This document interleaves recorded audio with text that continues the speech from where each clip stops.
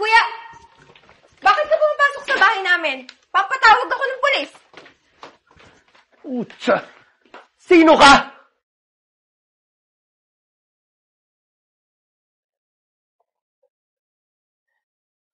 Oh, honey. Aalis ka? Akala ko magdi-dinner tayo. Oh, honey, pasensya ka na.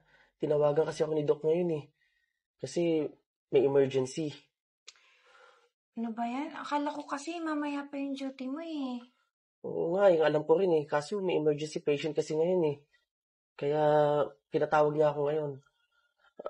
Baka nagugutom ka, pwede ka naman magpa-deliver. Kasi nakalimutan ko magluto ngayon kasi nga ang aga nila akong pinatawag eh. Hindi na, honey. Okay lang. Okay lang. Hindi naman ako nagugutom eh. Tsaka, ano ka ba? Diet ako, diba? Sigurado ka ba? Hmm. O sige na, honey. Mauna na ako ha.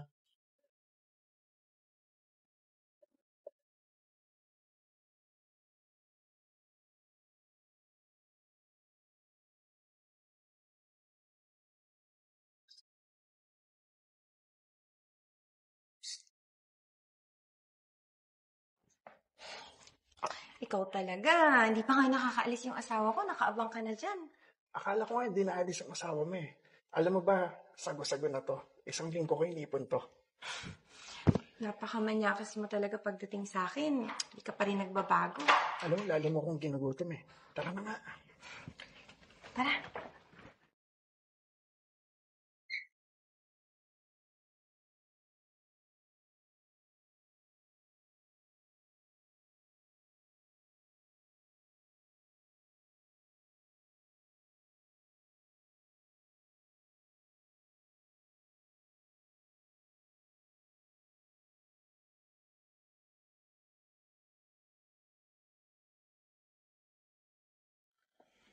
Doc, magandang araw po.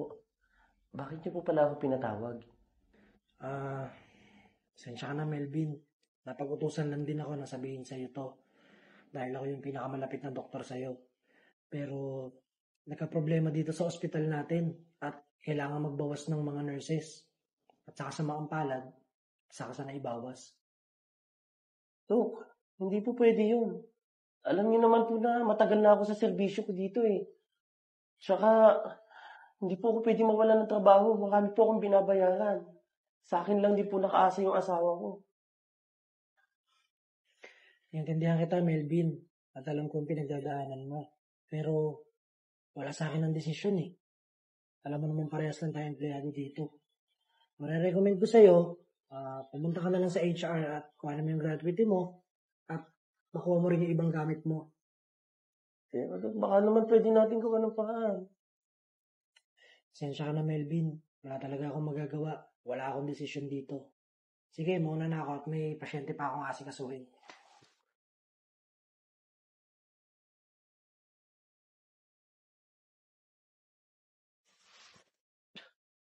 Ano, naniwala ka na pumapay rounds to. Tibay mo nga eh. Yung asawa ko, isang round lang hinihingal pa. Di pa nga ako iniinit eh. Sabi ko naman sa'yo eh. Hindi pa ako naka-Red Bull niyan. Actually, nag-uumpisa pa lang ako eh.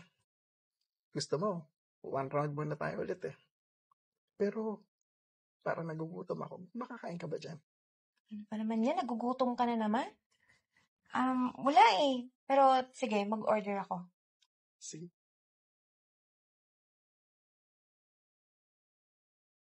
Gabi. Lumaki daw sa farm, ulit-ulit. Kaya may booking na pala ako. Teka.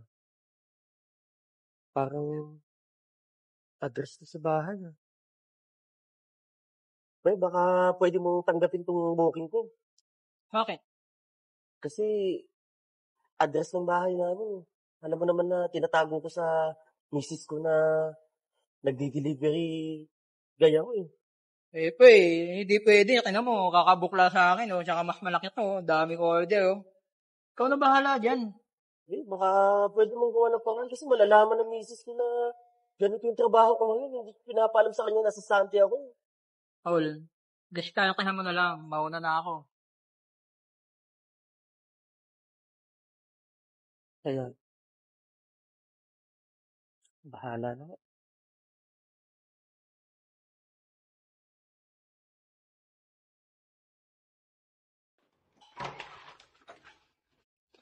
Hi ma'am, good evening po. Ito na po pala yung pinadeliver niyong food. Pasensya na po kayong ma'am, medyo na late po. Traffic po kasi. Hindi, okay lang kuya. Hindi naman ako nagmamadali eh. Thank you. Baby, may pagkain na ba yan? Gutom na kasi ako eh. Oo, eto na. Wait lang. Ma'am, sino po yun? Asawa ko, kanina pa kasi siya nagugutom eh. Medyo napagod sa pangangabaya sa akin. Joke lang, kuya. Uy, kuya! Bakit ka pumapasok sa bahay namin? Papatawag ako ng pulis! Utsa! Sino ka? Ang kapal ng mukha mo magtanong kung sino siya? Ikaw sino ka? Pumapasok ka ng may bahay? Ako? Sino ako?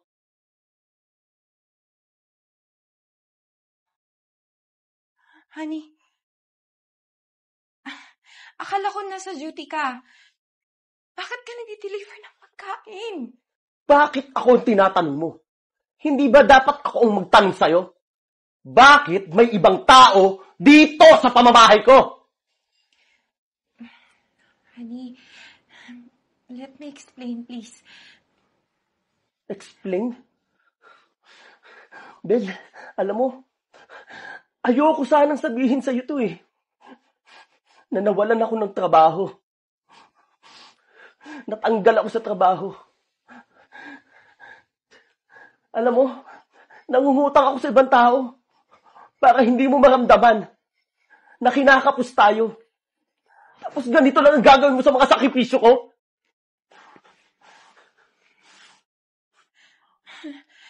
Honey, hindi ko alam. Bakit di mo sa akin sinasabi yung totoo? Alam mo, hindi ko talaga sinabi sa'yo eh. Kasi ayoko mag-worry ka. Ayoko maramdaman mo na wala na tayong pera. Pero, hindi na mahalaga yun. Siguro ginawa to ng Diyos para malaman ko yung totoo. Para malaman ko na niloloko mo ko. Ngayon, lumayas ka dito sa pamamahay ko. Kasama niyang kabit mo. Honey, huwag mo akong palayasin. Wala akong mapupuntahan. Ayoko sumama dito, hindi ko naman tumahali eh. Sana inisip mo muna yan, Bel. Baka mo ginawa yan lahat. Lumayas na kayo. Layas! Tawan mo ko.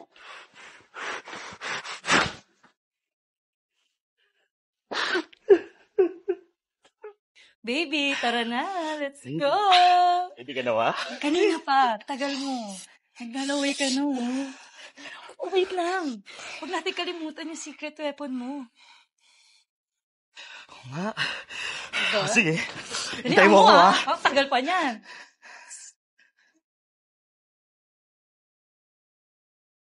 Huwag mo nang inumin. Kaya mo pa naman.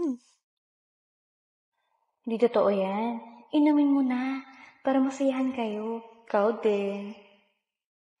Baby, nainom ko na. Okay na? Game na ako. Let's go?